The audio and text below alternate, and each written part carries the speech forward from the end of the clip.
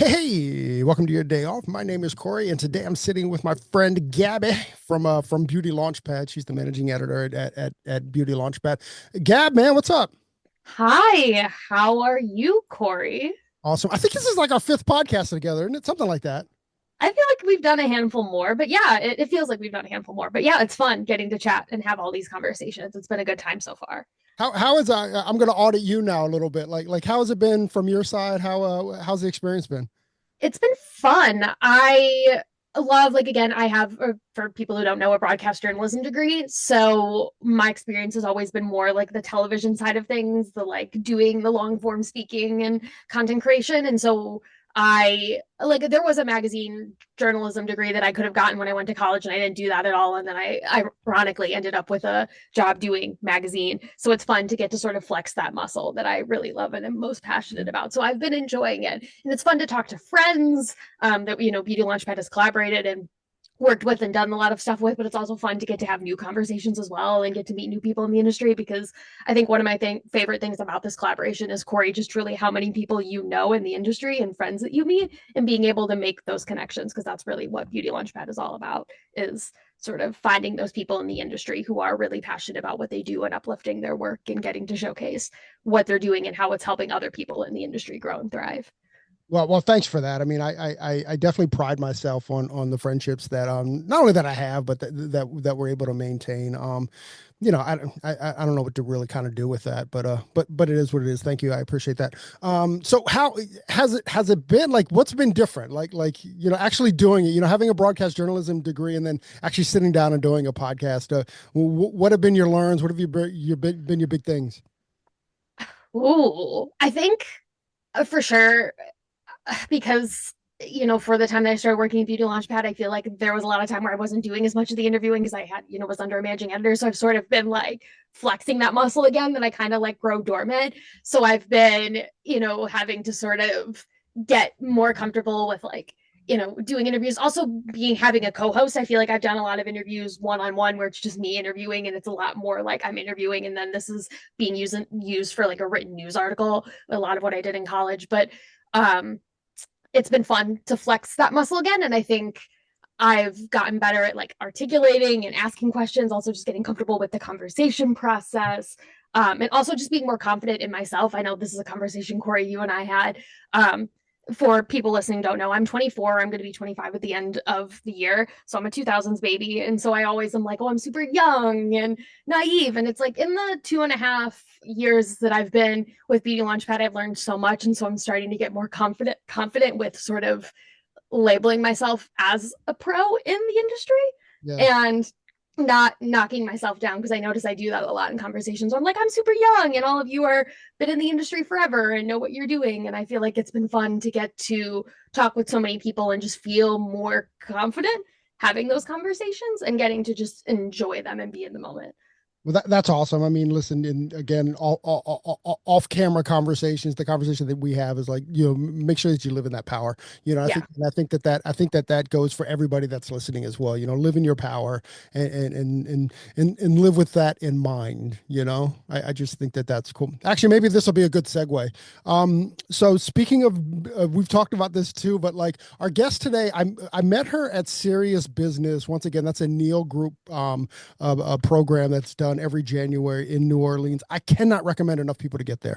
And weirdly, and not weirdly, but what was shocking to me is that it was called Serious Business and never once did accounting or numbers come up. Like I totally thought that that's what the program was going to be about. That's what I thought it was, and that wasn't it at all. It was so much more about well-being and mental health, and not in kind of a weird way, but in a real conversational type way.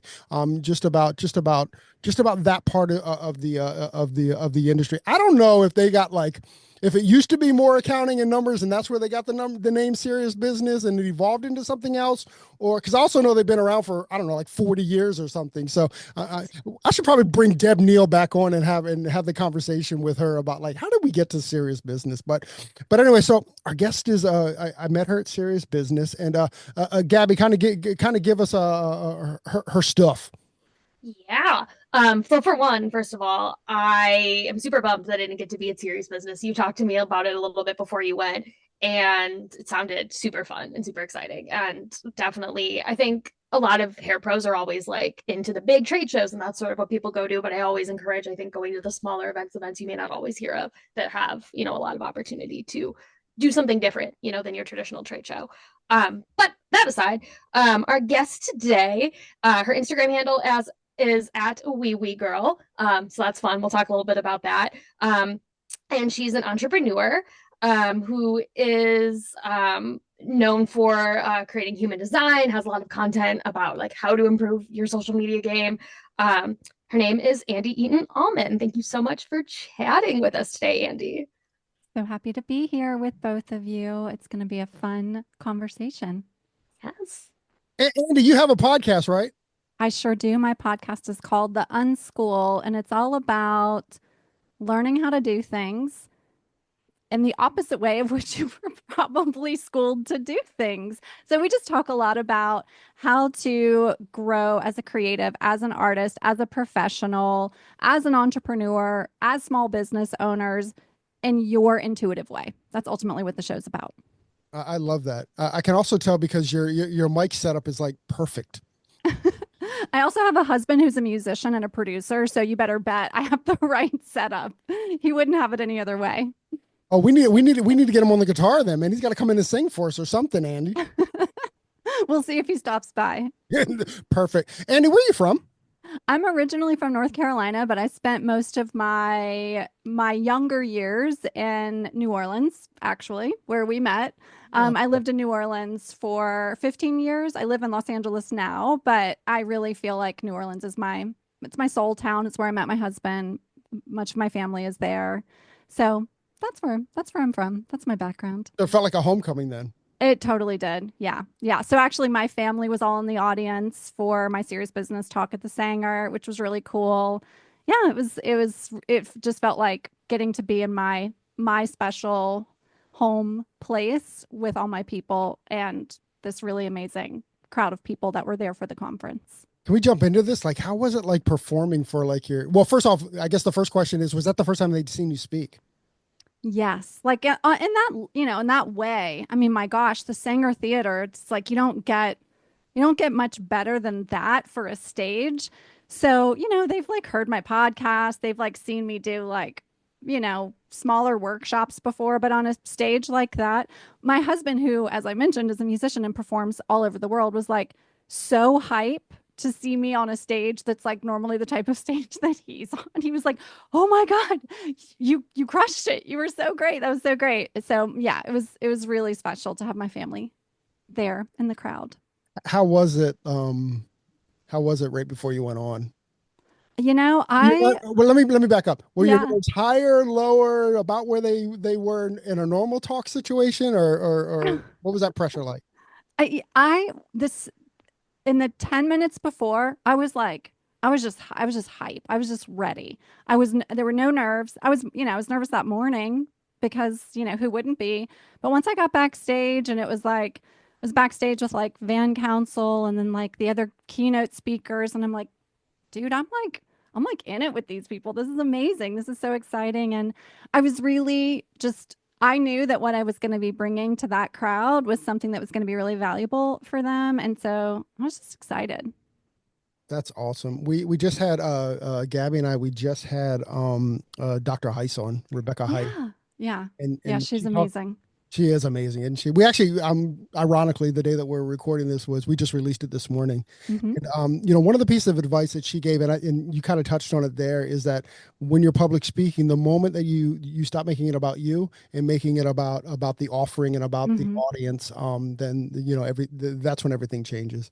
Yeah. It's so true. It's so true. Like knowing that I had something to share with people that I consider to be my people, it was like, here we go. This is going to be, it felt like I was going in, even though I was going to be the only one talking, it felt like I was like bringing this conversation to a room full of my best peeps. So it felt really good. You're up, Gab. Yeah. So I love to dive in sort of your social media. Your presence is very, I love like the reels, like all the content that you're creating. To sort of just like, yeah, dive right down into it. Do you want to talk a little bit about, I feel like a lot of hair professionals, maybe they're really good at what they do, cut coloring, styling wise, but maybe there's a little bit of a struggle in like creating the content and showcasing it to other people. Do you want to talk about some of your top tips for sort of like upping your social game? Yeah, absolutely. I think the thing, no matter what industry you're in, and my background is in the beauty industry, but I work with creatives in all sorts of industries. I think one of the things that we somehow got programmed to do, and it's probably because Instagram, as like the main platform that I'll talk about, really started as this highly curated photo app. Well, it really was one of two things. It was either for your friends or family, or if you were one of those people that was like building your business on it, it was this highly curated space. And so we got into this headspace of like everything has to be perfect. And for a lot of folks, that meant, well, if it's not perfect, then I'm not going to do it. And that's one of the big things I've noticed in the beauty space is there's this like assumption that every image or every video has to be this like perfect presentation of hair or color or makeup or a precision haircut. And the thing I would encourage you to pivot to is more of thinking about what is it that you love and what is it that's going to help to support the people that you want to reach on the app. So, for example, if you want your followers to be your clients and you want to get more clients like them, what can you show on the app on social that's going to give them something really good that day? If you want to get more editorial opportunities, that's a different conversation. But it's still, what is it that you love and what's going to get the person, your intended viewer, to be moved in some way by what you share? And usually that means sharing a bit more of yourself and your passion and why you're doing what you're doing and how you're doing what you're doing. So I think those are the things to think about. And a really tactical thing to remember is our attention spans have been really TikTokified over the last couple of years. So you got to also think about what's going to hook someone in fast to want to stay in your content. And so if you can think about what that hook is, whether it's words, whether it's a visual, but something that's like really going to get somebody to stop and pay attention to you, start there and then really express from that place of what is it that I ultimately want my person to be moved by? And you're going to be able to create great content, whether it's highly aesthetic or highly produced or just like very off the cuff and very real. Either of those ways can really work as long as you're doing it because you're thinking about how to move people first. Can we talk about the hook for a sec? Yeah. Oh God, dude, I'm like, first off, to my core, I hate negative hooks, but they Mm-hmm. seem to work. Like I know the ones I stop on are the negative hooks. I'm not gonna lie, but to my core, I don't understand. I don't think that way. I don't like, and it kind of drives me a little bonkers about even coming up with something, like 10 ways you suck or whatever those negative hooks are. But they hook me. I get it, but I just have a hard time like using them. So if that's what you're getting served, Corey, and you already know this, it's because your algorithm is now programmed to give you more of that. I know. Yeah. Yeah, that's on you. That's on you, my friend. Yeah, I think you've got to think about like what really feels good to you. I get comments from people all the time that are like, you're so nurturing in the way you present your content. And that's because my hooks, even if it's a little bit of a call out, is always going to be about how can I support you? How can I help you? So I may sometimes say something like, why your content isn't working for you today. But then I'm like, but let me help you fix it. So, that's not exactly negative, but it's a little bit call outy, I suppose. Outy's not a word, but you know what I mean. But then I love the ones for me, and I think this works really well for creatives that are getting someone to think differently in that moment. Just getting that like think different in the moment. So for example, I had a reel that did really, really well a couple weeks ago, and the hook was stop making vision boards. But that wasn't the whole message. The whole message was stop making vision boards that look like pretty pictures and instead think about what you want to create in your life for this year ahead and create vision boards like that. And that did really well because people were like, wait, why is she telling us to stop making vision boards? What does she mean by that? So Yeah. that was more of just a, hey, stop and pay attention hook versus a like, you're doing something really wrong hook. Yeah. I think another thing I also want to bring up too, because I just saw something about this about this morning, and I feel like you kind of touched on it a little bit, is sort of this idea of um, high performing content. I think a lot of people, I mean, especially hair professionals, I mean, whoever you are, as a business professional, I feel like always want to sort of go after that high performing content and the stuff that perform like gets the most views or goes viral. Everyone's sort of chasing that success, but that it sometimes may not always be the best thing. I think there was a hair professional that just posted something today about how they archived or deleted their highest performing reel because it started reaching people who weren't their target audience, and Sure. how it just created like a lot of like spam comments or people that just saw the video, but it wasn't like other hair professionals or other people who would be actually interested in that content. And so sometimes it's about quality over quantity and actually reaching the people who are going to benefit from it. So I'm curious sort of your Yeah. thoughts about that, about creating content that performs well, but also reaches the people that Yeah. you want to reach. Yeah, you absolutely can do both. And it doesn't mean that every post is going to go viral, and you honestly don't necessarily want every post to go viral because there's got to be a balance, and viral posts are going to reach more people, get more people to pay attention to you. But then you want to have this content that's really supporting your people in whatever way that is. One of my favorite stories, I did a coaching session last year, like a 2-day private session with one of the Redken artists. His name is Phil Foresto. He's like huge deal. This guy's Okay. got like 500,000 Instagram followers. And we were working on some things social, but also like vision, mission, legacy of his business. And I gave him like a really like simple pivot strategy for social because he was asking me, he's like, am I like capped out? He was at about maybe 300 and change 100,000 followers then. And he does beautiful, beautiful reels with like gorgeous hair. And so for him, it was really about thinking through who he wants to land this content with, which is other colorists. That's who his audience is. He's an educator. And so really then thinking about how he could lead his content, same exact video, same exact style, but just have some sort of line at the opening that's like getting them to go a little bit deeper. So the only thing he did differently is he added some things like one thing I did in this formula that you've never thought about. And so he really like leaned into the language that his people speak to make sure that he's landing exactly with the hair colorist that he wants to speak to, and even included like one thing I did with this shade's EQ formula. So now he's like speaking to Redken colorists specifically, and or like my favorite Shades EQ formula for cool blondes. And then like same hair, same everything's the same, but he's like leading with that type of hook that's just like giving a little bit of that like things he knows that's going to help your business improve. Still going viral often, but really landing with the right people and then growing his presence too. That's genius. That's so genius. I I hear these, Andy, and like I even know it, but man, when I sit down to release, I would go, no, what? How am I going to hook this, or how am I going to open this? And like Yeah. that becomes the hard part for me. And like I haven't found where like chat works really well with that. With using I've gone into chat and I've gone like, give me an AI hook or AI hook, give me a hook for this video or whatever, and it seems very AI there. Yeah, I What feel that. when we were at Serious Business, and we talked about this a little bit right before we came on, I was super impressed, and I think this is why I fell in love with you, Andy. Aside from having lunch with you, but I think why I fell in love with you is because we've heard now for a couple of years a lot of AI talk, Hmm.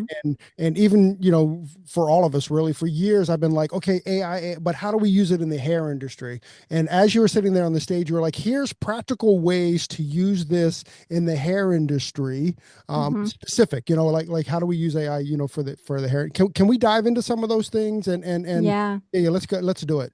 Yeah. Yeah. So the first thing I would say, to your point, Corey, of it feeling like, okay, but it just feels like a robot, is most of the time we're approaching our robot AI as if it already has some understanding of what to do. And in some capacity, what it has an understanding of is how to go do the research, how to go cull all of this information to bring something back to us. But what it doesn't know is our voice. It doesn't know how we do things, how we like to show up.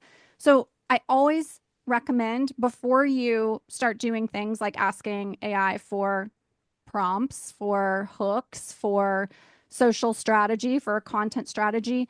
Example would be that you get on your chat GPT and you take screenshots of things that you've done before that have really worked, or you go pull some things that you really like that you would like it to get some thinking from, and you start there. So for example, I was working on this like new series that I'm like starting to slowly roll out across Threads and Instagram. It's kind of these like little fun one-liners about being a creative entrepreneur. And the first time I asked, it was like it gave me what it gave me was shit. It was just not great, you know. And I'm like, okay, well, you don't really understand what I'm like going for here. So then I like called a bunch of examples, pulled those in, was like, okay, I want to rethink this. Remember, you're my social strategist. I want this to be like really land with my people. You know my voice. If you need a reminder, here's some copy I've written before. Loaded all that in. Didn't even have to be related. Just like here's how I talk. And then the second round, it was brilliant. And I was like, oh, all 10 of these ideas, so good, so good. Like they totally hit. So sometimes it's just doing that training, and you got to kind of picture it like this, like your little robot assistant sitting in the office with you. It wants to do a great job. It just doesn't know how to do it until you really like get it there. So I think that's important to start with. Then the other thing that you're asking me about is getting really, really dialed in for salon owners and for hairdressers.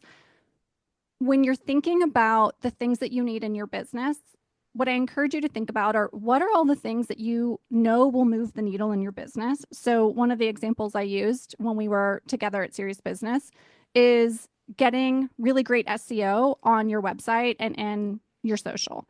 And why in your social? Well, because now the social pages can rank right up there with anything else when someone's searching for, great blonde near me, for example, if you're looking for, or blonde highlights near me, if you're looking for a salon as a consumer. So thinking about those are things that you know will move the needle in your business if you're wanting to attract new guests into your salon. And it's also the things you probably don't have a budget or a lot of time for. So I would think about what those things are and then go to your AI and really ask it to act like that. So in that example, go to your AI and ask it to act like your SEO strategist, act like your marketing strategist, for example.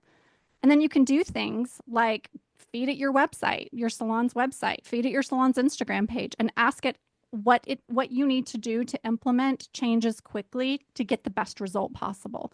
And those are things we can all do and do pretty quickly if we have the right prompting to get the results that we need. I love that. I love that strategy, Gab. Yeah. I want to dive into another thing that it's actually something you have available on your website that is super interesting to me because I love Myers-Briggs and like some of the different like Enneagrams and personality stuff like that. Do you want to tell us a little bit about the human design chart and sort of what that is and sort of how it could be beneficial for hair professionals and salon owners as they're sort of growing their business and, going through all of that, sort of similar to like, what they're doing with AI, like figuring out sort of their personal brand and how to improve it. Yeah, absolutely. It's funny because sometimes people will ask me like, how is it that you're an expert in something like human design and yet you're also teaching things like AI? And it's because I'm like really interested in ancient technologies, which is what human design is, and I'll tell you about that in a second. And I'm also interested in like future forward thinking, especially for creative people. So like looking at the things that can help us from a personal development perspective in order to be our best professionals. So what human design is, it's like a little out there, but but it's like incredibly accurate, I find. So it combines elements from the I Ching, the chakra system, astrology, and Kabbalah, some genetic coding too. There's a system called the Gene Keys that kind of came from human design as well. And it offers a really interesting perspective on our inherent nature and our potential and our energy. So basically what I mean by that is it can help you to identify a couple things that I think are really helpful. It can help you to identify how you show up energetically because we're not all the same.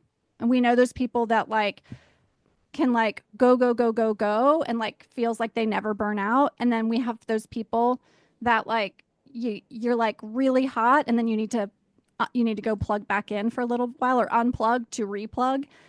We're all different. We all have like these very different approaches to how we best show up energetically and creatively. And human design can really help you to identify that. It also helps you to identify what your best decision making process is because we're not all, I mean, we hear people say, like, well, if it's not a hell yes, then it's a hell no. That's true for some of us. That's not true for all of us. And so human design can really help you to uncover that. Like in my relationship with my husband, I am that. He is very much not that. So like I'm like a hell yes, hell no. And he's like, I need to go sit with this and see how it feels in my body. Give me a couple of hours. And if I ask him to do the hell yes, hell no, that doesn't feel good to him. So like I know that about both of us. We're different beings in that way. And then it can also really help you identify your highest gifts and talents. So the things that you naturally are great at that you may not even know you're so good at, but if you asked your best friends to talk about you, they would call it out. It helps you to find all of that stuff too. So the chart, there's actually there's like multiple charts layered upon this one main chart, and it gives you that look at your individuality in a really deep way. Mm. Okay, we got to get a little bit. We got to get a little deeper here. Okay. So, are there like four different categories, or I don't know what to call them, but four different areas that you can be clumped into? Kind of. Yes. So there's types. So there's types, and then there's also your authority and your profile. So while there is sometimes when you hear people talk about human design, they'll talk about the types only. And that's like saying, okay, like you're lumped into one of four categories, but that's not really thinking about all of the other things that makes up the whole chart. But yes, so there's types first, which are either a generator, and then generator has this like subtype called manifesting generators. There's manifestors, projectors, and reflectors. But then there's also 8 inner authority types. So you're going to be one of those 4 main types, but then you're also going to have this authority, and the authority is the guidance to help you decide if something's in alignment for you or not. So it's basically that decision making. So for example, one of the authority types is called sacral authority. So for me, I'm a manifesting generator type with sacral authority. And the authority then means it's coming from the sacral space in my body. If you think about the chakra system, it's coming from my gut, basically, where the sacral chakra sits. And that example of my husband, he's emotional authority, which means he needs to sit with his feelings. He needs to see how something feels in his body before making a decision. So there's these different authorities. Then there's profile lines. And what I think is really cool about the profile lines, we all have 2, and they're kind of like your personality archetype. So I've taken like the original human design. For me, this is how we do it in my world, in my community. The original profile lines are a little hard to understand. They're like called things like the investigator and the hermit, and then or the martyr. And you're like, oh, does that mean like that's how I show up every day? Like that doesn't sound really great. So I've kind of reworked those names to make them a bit more modern. So you have a kind of a different understanding of what those profile lines mean, but they will tell you how you really show up from a personality perspective. And then circling this all the way back to content, in my community, one of the things we do is figure this out first. What's your type? What's your authority? What's your profile lines? And then that's going to help you to figure out what your creative flow is for content, what type of content's going to land best with your audience. And it makes a big difference, especially if you're feeling like, I just feel like I don't know how to show up, or I don't know what to say, or I don't know what to post. Really digging into that human design, you can figure that out in a way that like works for you, because we're not all the same. There's going to be different things that work for each of us. When you meet people, do you go, oh, that's a manifest generator or anything, or can you kind of, without using the chart, do you kind of get the feeling? Do you get the feels? Do you get the feels? Uh-huh. Yeah. Yeah. I kind of know now.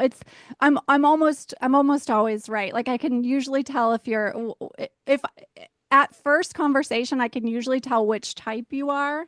I won't necessarily know your authority. And if I hang out with you, a couple of times, I can usually probably tell your profile lines too. So, Well, I'm glad yeah. you set it up because I'm gonna put you on the spot. Yeah. I think you've got generator energy. Yeah, I was just gonna ask, like, did you think, because you've talked with Corey, if you could guess this, Yeah. you think Yeah. that's Corey, what are you? I think that's it. I think it's like manifester generator or Yeah. something like that. Yeah. Yeah. Yeah. So I'm a manifesting generator also, and you definitely give generator energy. So that would mean you're either a manifesting generator or a straight generator. And that's definitely the vibe I get from you. All right. All right. Well, what you've spent a couple minutes with Gabby. Give it to us. I think Gabby could all based on what Gabby said at the top of the conversation about like the fact that she's, 24, 25 years old and she's already like performing at this level. Not that you can't perform at a high level if you're not a generator energy person, but I'm getting a vibe of generator energy from her too. She could also have manifester energy, which is like when you think about the word manifester, you sometimes think that that means like that they're the only people that can actually like manifest what they want. It really doesn't mean that. It's more of like they have a vision of what they're going for and they like lock on to that and they just like go hard. And I could see someone being in the role that Gabby is already in, having that energy too. okay. So I did take this like very Okay. shortly before we started. And my type says that I'm a projector. Ooh, okay. Okay. Okay. So, Yeah. Gabby, okay. So then I have so many, my husband's a projector too. So I have so many questions for you, but I'll ask you this. Does it feel sometimes for you when you mentioned like needing to like own your power? Mhm. That's very much a projector thing to feel like I'm in this space. Like, do I really do I really command what I know that I am capable of commanding? Does that feel like sometimes a little bit of a struggle for you? Yeah, for Yeah. sure. Okay. One of the other things that's on for the strategy, it says wait for the invitation. Yeah. And Okay. that Yeah. feels Does that feel very, right? yeah, because well, I mean, important key details I think that inform that. I grew up as an only child, so I don't have any siblings. I also grew up in a neighborhood where it was mainly around like adults, and I didn't have any cousins born in my family until like a decade after I was born. So I've always been sort of very independent. Um, and one of the things I remember my mom mentioned, and she's brought this up a few times, is I think when she did parent teacher conferences when I was like in first grade, the teacher brought up like, oh, she never really has like one best friend. She kind of just waits for whoever's going to invite her to like Mm-hmm. hang out, and then she'll just hang out with different friend groups like every day at recess. Like she sort of just waits for someone to include her. Yeah. And I feel like that's been very true throughout most of my life is I'm like, I just hang back, but if someone wants to include me, then I'll be like, Yeah. great. And be That's able to like very find out what projector. Yeah. And one of the things that projectors will do, which is probably why I was getting a little bit of like a generator vibe from you, is you're really good at assimilating to a room. And if Corey and I are here like generator energy, like we're just like going hard and like, kind of like big up, like, oh, this is how this room is going to be. Let me assimilate to this. Like, yeah. let me get into this feeling with them so that I like fit. And the reason projectors can do that so well is they have like a deep ability to see into people. So like you obviously know Corey, and then like you had a little bit of an experience of me just from like looking at my content and looking at my social and then us chatting before we started recording. So you're like, okay, I get her vibe. Like you can immediately like see into that. And so then you decide like this is how I'm going to show up to like really work this energy. So then I'm picking up that you're projecting back what Corey and I are giving to you. Yeah. That's Does that make fascinating. sense? Yeah, Yeah. yeah, That's so fun. yeah. Projectors. If I won't choose a favorite, but if I were to choose a favorite, I love projectors. They're like such beautiful artists because they have that ability to see deeply into the collective and to create and kind of reflect back what they see as needed. And I just think projectors are the coolest. So I love that. Well, that's Right. good since you married one, right? I know. I for sure, for sure. I mean, the reason I started studying human design is because when my husband and I started dating, I was like, we are really different in a lot of ways, and I think he's the coolest. And I also want to like, I want to understand like how he thinks through things and like what goes on and like how he makes decisions and like I just want to get this a little deeper. And I had a friend who was telling me about human design, and I was like, ooh, I should I already knew his astrology and all of that. It was like that girl that was like on date one, like, are you a Taurus or a Virgo? Because I only date Tauruses or Virgos, and I already know that about myself. So like I knew that part about him, and So I was like, I want to go deeper. And so I started like practicing my human design knowledge on by studying him while we were dating. Those all sound like red flags to me, Andy. Hey, look, I know that I'm like first I have a Taurus moon in my chart, and what I noticed is that the people that I love the most in like romantic relationships always ended up being Tauruses. So I for a long time was like Tauruses are red flags, and I was like, no, I just it's my moon. I like emotionally connect, and I just need to find the right Taurus for me. That's it. So is Yeah, he a Taurus or a Virgo? I'm assuming a he's Taurus. a Taurus. After all, Yeah, after that setup, I hope it's a. yeah, he's a Taurus. Yeah. Mm-hmm. It'd be terrible if it Mm-hmm. wasn't. I Oh, know, I know, I know. He's a Taurus. What I've found though is like my best work collaborators are Virgos. I like love collaborating with like really organized, brilliant Virgos. yeah, I think that's why I surround myself with Leos. And I'm a Leo. See? Ah, When's your birthday? I'm August 5th. Okay. Mm-hmm. There you go. See? That's why we're Yep. besties, Andy. I know. You're like, I loved you immediately. And you're like, I love Leos. And I'm like, hello, I'm your Leo There I friend. am. Although I'm Yep. neither a Virgo or a Taurus, so Okay, well, what are you now? We need to know. Pisces. Oh, I love Pisces too. Oh, you Yeah. can't say that now. That's I mean, bullshit, but I, Andy. you know, Pisces are just like they're so cool. Pisces are so cool. You guys are so cool.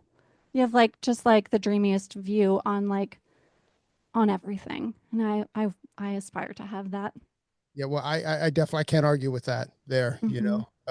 particularly where I am now, as Yeah. far as, you know, digging kind of into stuff. I've really gotten interested, and well, let me give a little backstory. Is I'm doing hair aid. Are you familiar with hair aid? Hmm. So Yeah. I'm doing hair aid in Cambodia this July. Hmm. So because I'm going to be in Southeast Asia, I've really been reading a lot about Buddhism and stuff. Mm. I've always had kind of like an interest in it. Like certainly what you hear from the outside of it is very intriguing to me. I'm definitely having a non-religious, not as a religion kind of thing. I don't necessarily know if it was ever intended to be a religion. I think it was just intended to be like a way of life, or a lifestyle more than anything. So I'm really digging into that. A, because that's interesting to me, and B, because culturally I'm going to be submerged in it. So I just want to have as much understanding of it as possible. But it's also impossible to start reading about it and not get involved in it in a weird way. Yeah. It seems pretty special, but it also at times feels narcissistic, because it's so internal and it's so much just about you. But I also believe that we serve better when we have a better understanding of you. So I certainly feel that way. But for a lot of other reasons, really getting into meditation and stuff as well. Well, Hmm. dude, you met Elizabeth Fay. Hmm. Did you know Elizabeth before Serious Business? No, I didn't know Elizabeth before, and I was really excited to get to just experience her. So she's so cool. I'm glad you said experience her because she has literally changed my life. Like we did I just texted her last week about this actually. I went to I've been to Hair Love a couple of times, and a couple of years ago when I was there, when we were in Texas, we did some breath work together. My gosh, I cannot recommend therapeutic breath work enough. Hmm. I feel that. It's I'm Go ahead. I'm right there with you. I love that stuff. It's so good. It's like 10 years of therapy in an hour. Yeah. 10 years of talk therapy in an hour. It was like, Hmm. but kind of to bring it back to like, when you do breath work, you're only talking to yourself, Hmm. and you're talking to yourself at its deepest levels. I know it sounds weird. I know it sounds woo woo, but golly, is it amazing? If you Yeah. let yourself. Yeah. Yeah. And like when I said to you guys a little bit ago, like I'm so into like the ancient technologies and the future forward thinking, things like that. Like one of the things that I did in 2020 is I went and got a Kundalini yoga certification, which I don't like tell people that often anymore Just did. because it's, but I just did. But because I really like think that those modalities of like that deep breath work, the mantra work, chanting, like working with your body as a form of meditation is as important as a creative, an artist, and a business owner as is doing this like future thinking work around like social strategy or AI, for example. So I'm like so with you. I'm like, I sit in like both of those both of those realms. I will say this is that this is part of the reason why I love Elizabeth as well, because she's both. You ever read the book The Badass and the Buddha? That's definitely her. She's very like into these modalities. She's very much into self-help. She's very much into like I'll say it, the woo-woo, Hmm. but she's also like this amazing we talked about accounting and money. She's also this amazing accounting and money coach as well, you know, Yeah. and they don't live separately. She's like she's got just a great I'm trying not to use the word balance because I think it's overused, but she's got this great harmony between the two that's pretty extraordinary. And then Gabby, can you ask her about Kundalini yoga because I'm intrigued by that too. Yes. Tell us about it. Like, what is it? Dive a little bit deeper into that for us. So, okay, so Kundalini yoga is a form of yoga that is really focusing on awakening and activating your energy, like your inner energy. And a lot of that like there's this idea that there's this dormant spiritual force inside of all of us. And so the practice is about pulling that energy, like just pulling that energy out of us. And the tactical approach is there is breathwork practice. It's not yoga like what you're used to. It's not like you're doing, a vinyasa sequence. It's not like, okay, we're going to do sun salutations now. It's not like that at all. Actually, it's more about breath and there are specific chants. So you're like working with the voice and I think that's really cool because it's like bringing energy out through vocalization, which is cool. And then there's these series, they're called kriyas. They're like these series of exercises, but it's not exercises like squats. It's like you're doing like different movements. It's like moving meditation with the body in sequence, incorporating breath and chanting. So that's kind of like that's like a very quick synopsis of what it is. And, like a lot of things, there's some like problematic people. Just want, if someone's like listening and they're like, "Ooh, that's that like bad yoga where there was like these like problematic people." There is a little bit of that. There's some folks that like hijacked Kundalini yoga and like kind of did some weird things with it. But the practice is an ancient practice and I really love the tenets of that practice of the breath work, the chanting, the moving meditations. Yes, and I know like when we were doing breath work, we did some vocalizations as well, Hmm.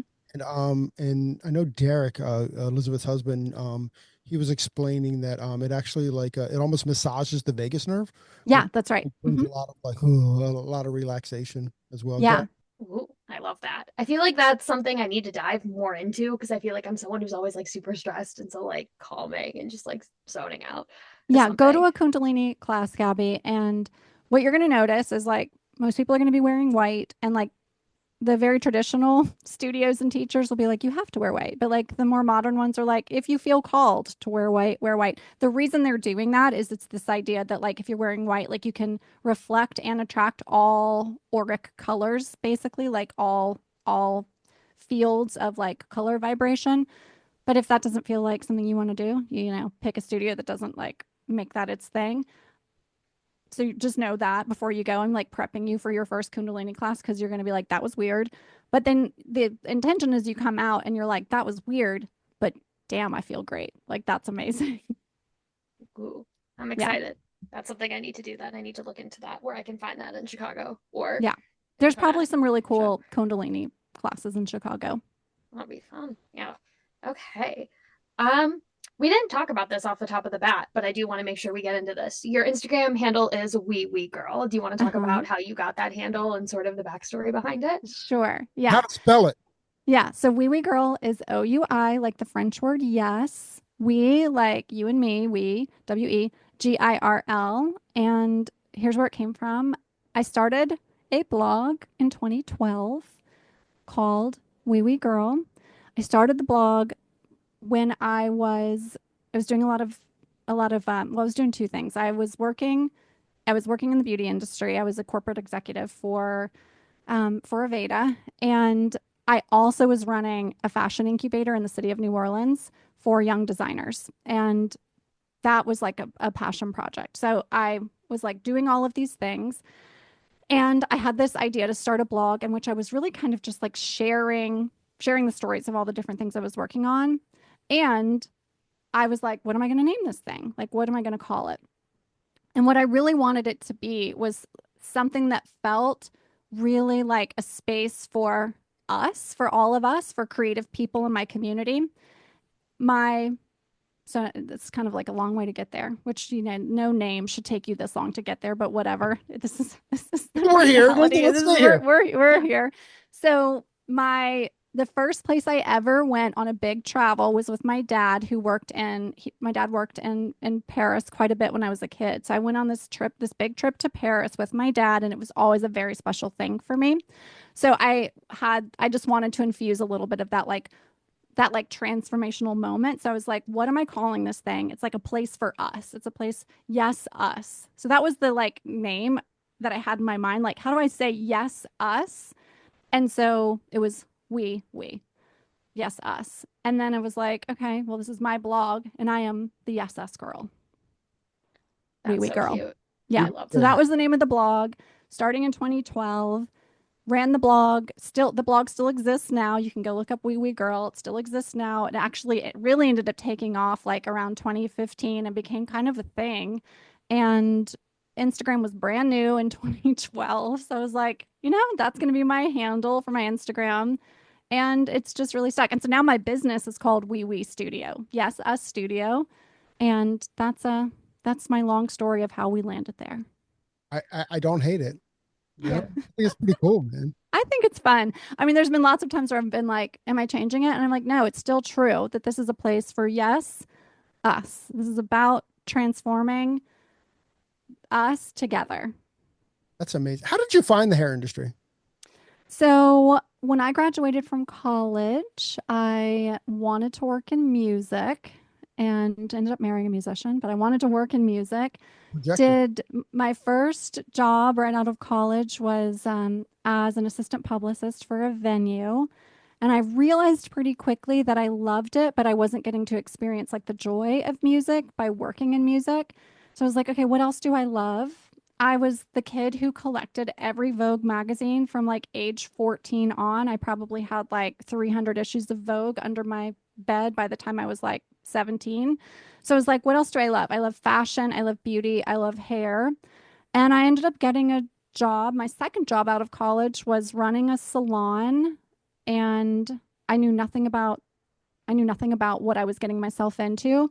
But I met this hairdresser who had a 12-chair salon, and he was like, look, you've got a little bit of a marketing background. You've worked with creatives. You understand you understand kind of the vibe of who we are. I need somebody to come in and a lot of it was like managing the front desk at the beginning. But that's how it started is I ran a 12-chair salon and I did that for 2 years. And then I was recruited to work in outside sales for Aveda and did that. One of my, I worked in the Atlanta market then. So I was working with salons like Van Michael and Bob Steele and, these really great salons in Atlanta. And I was just in. That was it. That's all. Is that how you met the Neils? Yep. So I met the Neils. They're like family to me. I've known them since I was like 24 years old. And the kids in that family are literally like siblings to me, Garrison and Tatum and Paris and Edwin and that whole crew. And Deborah has very much been a mentor to me since my early 20s. So yeah. That was my first serious business. Was that the first time you had been on stage? That was the first, that was the first time I'd been on Maid Stage. About 10 years ago, I did a workshop, one of the small rooms on the second day actually in collaboration with Marilyn Alloff and Heath Smith from Ruiz. We did a collaborative session on, okay, keeping in mind, this was maybe actually 15 years ago. This was a long time ago.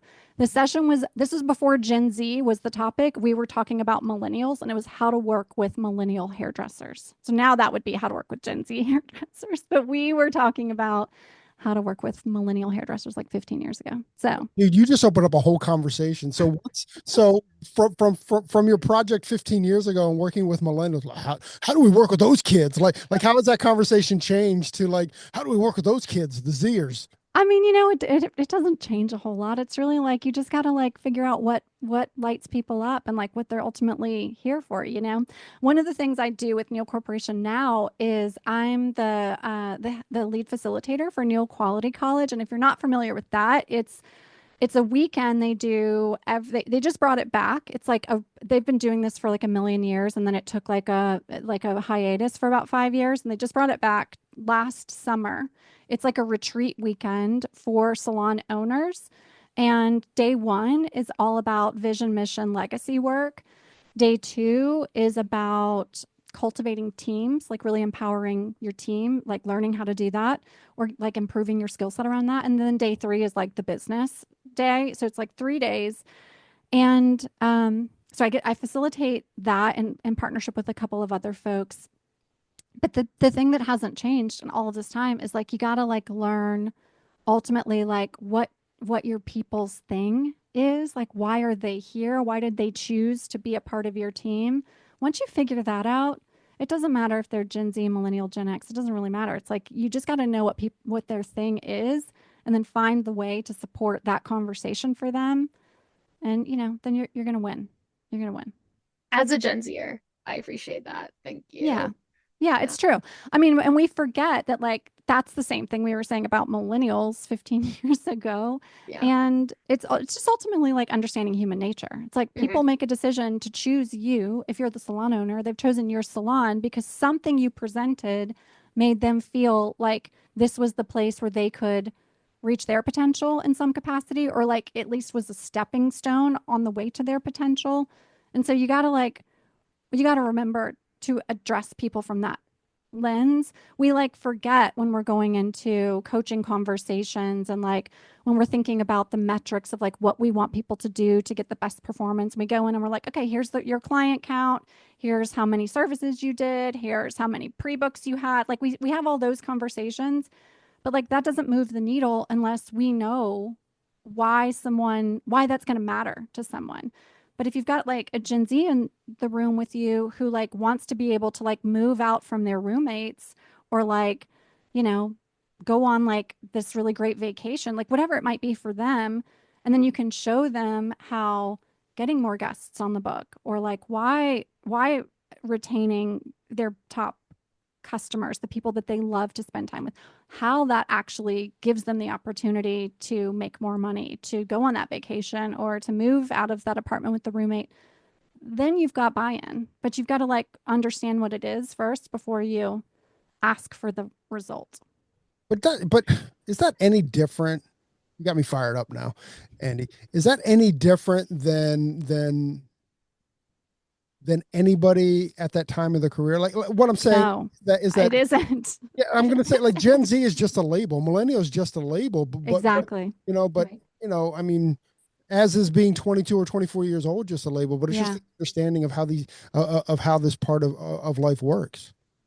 You're 1000% right. And I think somewhere along the way we sometimes some of us start to forget that's where we were at that point too. I think about the things that would have been helpful to me at age 22 or 25 that I know now, but it's like sometimes especially when we're entrepreneurs, when we're salon owners or managers, we have so many other things going on. We're like, just go do the thing, please. Like just go get the thing done. And we forget what would have actually made a difference to us at the point that person is that you're talking to.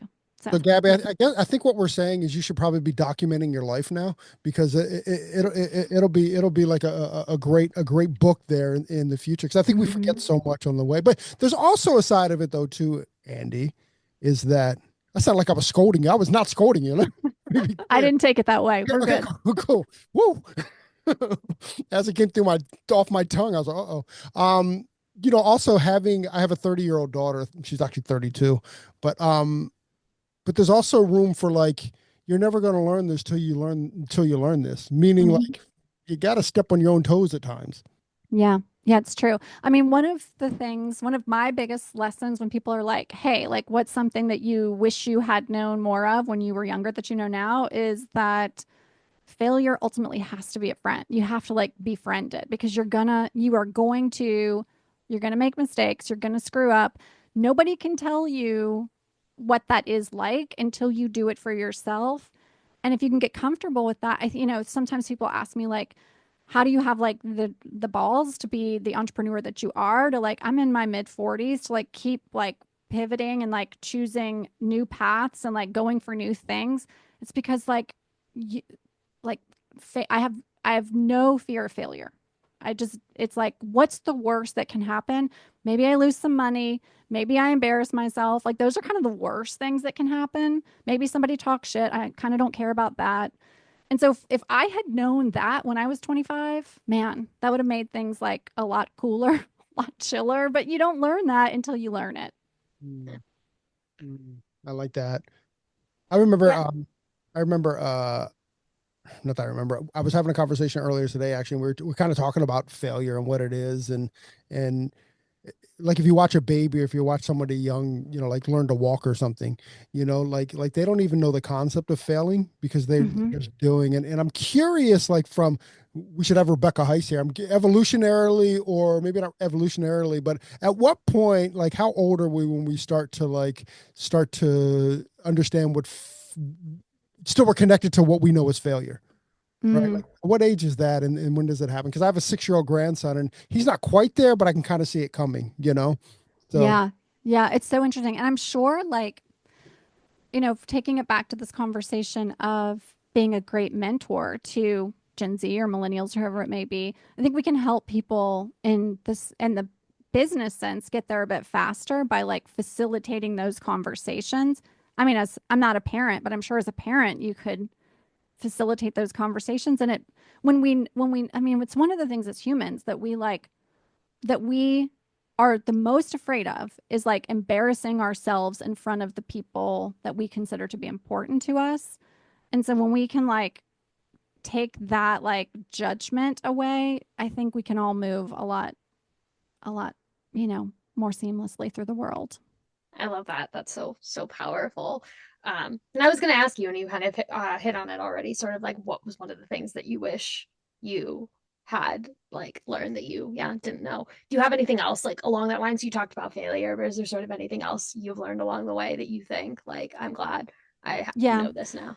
Well, I mean, I think, Gabby, one of the things you said at the top of the conversation is like owning your power. And that's Hmm. something I had to learn along the way. And I am still learning that. I don't think that that ever goes away. That, you're always stepping into like new spaces, bigger rooms, bigger stages, like getting an opportunity to be on the Sanger Theater stage and in New Orleans. And there's always those moments of like, no, I'm here for a reason. And like, I would have loved to have had someone telling me that, like a mentor really telling me that in my more youthful days, that like, you are in this room for a reason. I remember Deborah Neal saying to me, I was in the room with her. She was the only other woman in the room. It was with an Aveda team when I was like a fairly young sales executive. And I had gone into that room like memorizing the numbers, like the key performance indicators. I like knew that stuff. And I was like, I'm going to prove that I was probably 26. I was like, I'm going to prove I'm the right person to be in this room to these Aveda executives. And and I did fine. It was fine. And then we walked out of the room and she said, I want you to remember a part of the reason you're here is because of your insight and intuition. And you have an understanding of how to work with creatives that nobody else in this room gets. And I want you to bring that into the conversation next time. From a mention, just purely like giving me some like really good mentorship. And that was ultimately a reminder, own your power. And the power I had was that I really know how to relate to creatives and I am one myself, and to bring that into that conversation. And didn't have anything to prove. I just needed to do me. And so I think that's probably something, is like, remember to like own your power and do you. mm, that's very strong. The very first time I ever spoke publicly, I was like 24, 25, 26 years old. And I'm standing on a stage, and I had all these. I wanted to be the smartest person there, right? So Mm-hmm. I had written out this speech of like a bunch of words that I don't use in natural like conversation and all that, and I literally got on the stage. There's about 350 people, and I got on stage and I totally had a panic attack and I froze and I couldn't think. I mean, if you asked me my name at that point, I don't think it would have come, right. Like I was frozen, you know. And so much so that even 5 years later, I would wake up in the middle of the night in panic attacks, like I never got off that stage, you know. And Mm, it was crazy. And I didn't do it for years and years and years and years. I mean, I avoided doing it for probably about 20 years. I avoided any kind of public speaking at all. And I also kind of think like how much like that's held me back, right? Like I literally avoided it and I never had the opportunity to get any better because I wasn't doing it, right? mm-hmm. So Yeah. I wish Deborah was there and was like, bro, just be you. You know what I mean? Yeah. We're here to be. Right. Yeah, Yeah, it's like I feel so lucky. I had some people like that in my life at like age 25, 26, because like, I was just like you, Corey, where I was like, I just want to like be the smartest person in the room. I want to do the best job. I want them to respect me. I like want to please the audience. And, I feel very, very grateful that I had someone like her. And, there's some other people too that showed up that way for me. And I think it's like and I think for us now, remembering that we needed that, and doing what you're doing with the podcast, and like I hope that what I'm doing by like stepping on a stage and like sharing in a way that I think really lands with people, I think we get to give that back now. that's awesome. That's really Hmm. awesome. And Gabby, I'm going to give you this too. As you get older, the feelings never change. The imposter Hmm. syndrome's still there, and all that is still there. But what does change is the conversation with yourself and just identifying it like, oh, this is stupid. This is just imposter syndrome. This isn't real. You know, and it's many more. You get better at those conversations with you, but the feelings are always there. It's just the conversation we have with ourselves that change. You know. So, anyways, that's my give for there. Gab, what's up? Yeah. I find that super interesting. I mean, you brought up like having the fear of public speaking, whereas like I was the exact opposite. I always loved public speaking, and I remember being in kindergarten and we were doing like a little play, and I got to do like a poem and like read a whole thing. Like I loved being in front of crowds and speaking in front of people. But if you asked me to have like a group conversation or like hang out with a group of friends, like a networking or like a mingling type thing to kind of like adultify it to like what that would be in our like current day and age, I was like, get me out of there. Like I don't like doing that because I like speaking in front of people and having the stage and knowing that people have to listen to me. But when I'm in like a small little social circle of people, I'm like I can easily get like tuned out or like edged out or just like feel super awkward. Like I am the in those type of exact opposite. conversations. Yeah, and you're the exact opposite. And I The just find that super exact fascinating. Because I yeah, like hate like being in small groups of people I could pop psychologist that all afternoon. one on one with a friend, but if you get me in a group of three or like odd numbers, I'll like edge my Gabby, way that's out. very projector. But I yeah can do like it's something I'm getting better at. I feel like as I'm like forcing myself into it, like doing the podcasts or even just like the more hair events that I go to and meeting people and just like throwing myself out there. It Well, Gabby, I'm helps. glad you said that because I'm going to put you on my hip and I'm just going to put you in the middle of conversations and Which you do, and I appreciate. Like that's something you've always done. we're gonna beat that out of you there, Gab. You be one of those hard learns. Yeah, which is kind of one of the things then to sort of segue a little bit.